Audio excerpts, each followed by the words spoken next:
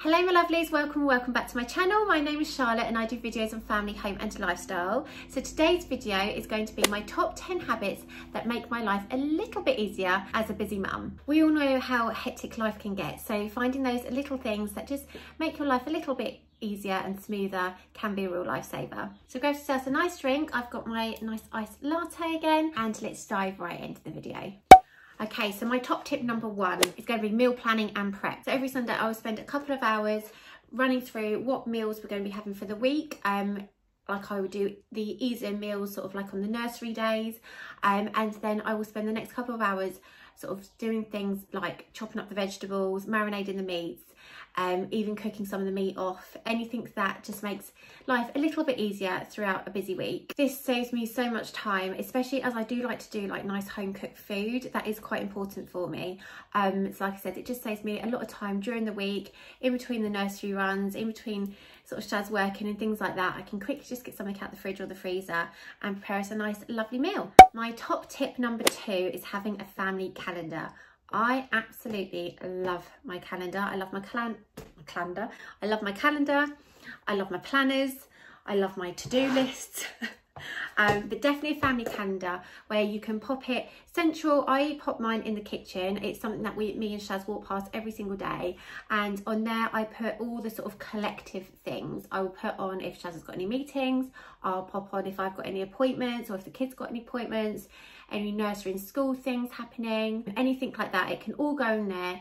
We know when like Shaz is working, all that sort of stuff, so it's all on there so we can all see what is going on when, and then it also helps us plan our family time together. Coffee is very much needed today. We were awake at 4 a.m. 4 a.m. So coffee is also in the top tips. My top tip number three is establishing consistent morning and evening routines.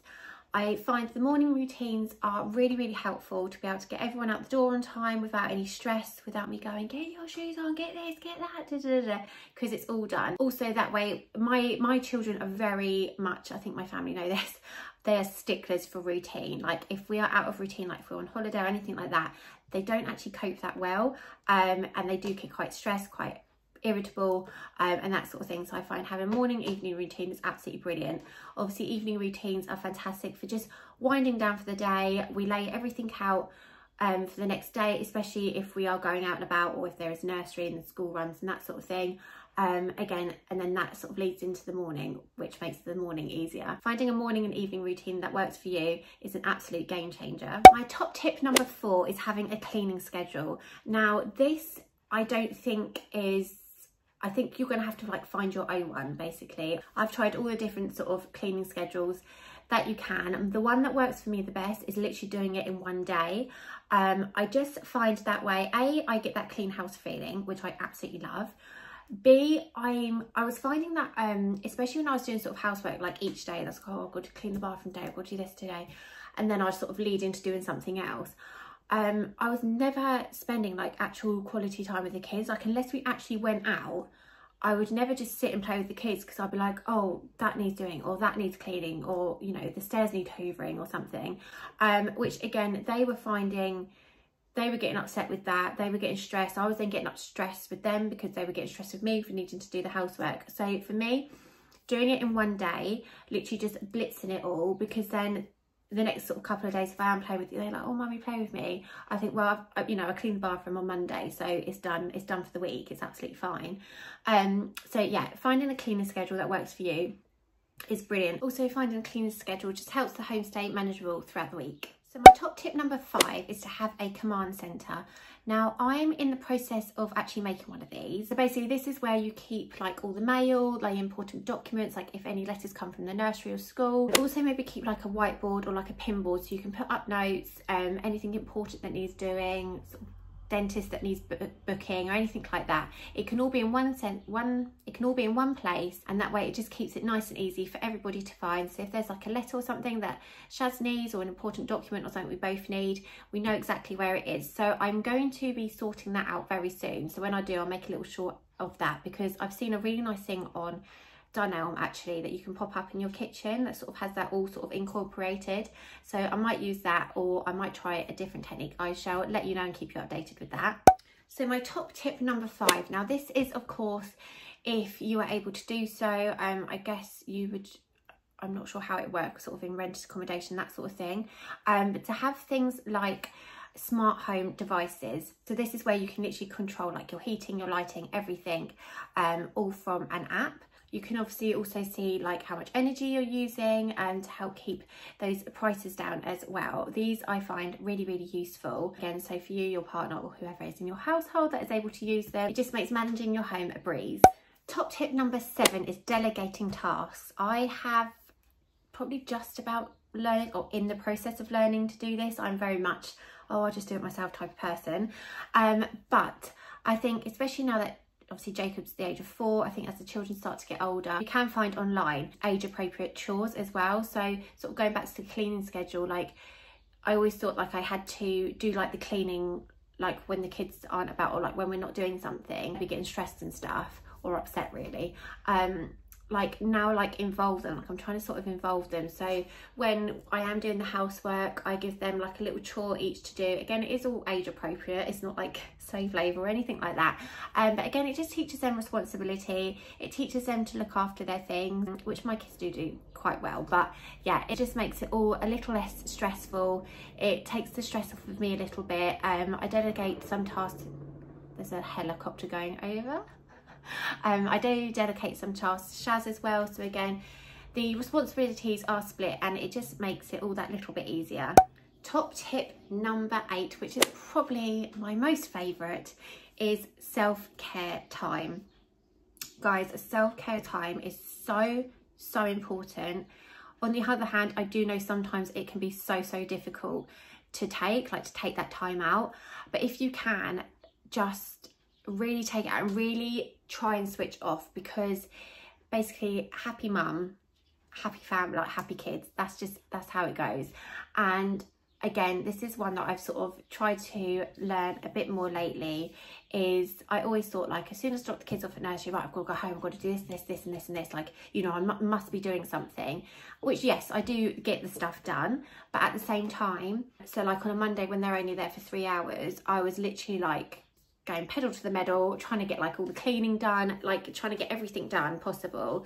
But now I do try and take, even if it's just half an hour where I sit down with a cup of tea, watch some rubbish on TV, or when I can, mainly in the winter months, I take a nice bubble bath, do a face mask. It doesn't have to cost the earth either. It can literally, like I said, just be sitting down having a cup of tea and switching off, like literally just don't think about anything. I do find, I'm probably a bit a load of hate for this, but I do actually find like just sitting down with a cup of tea and scrolling on my phone is a great way to switch off, because I'm literally just thinking of rubbish, like I'm not thinking of all the things that need to be done and all that sort of stuff.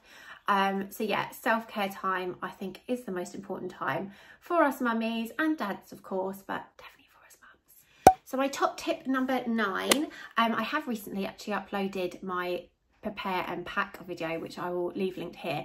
This sort of relates to that, is to have a car organizer or car organization, especially if you do have little ones like me. The car can become chaotic, and again, it's just another thing on the list that needs to be done, needs to be tidied, needs to be cleaned.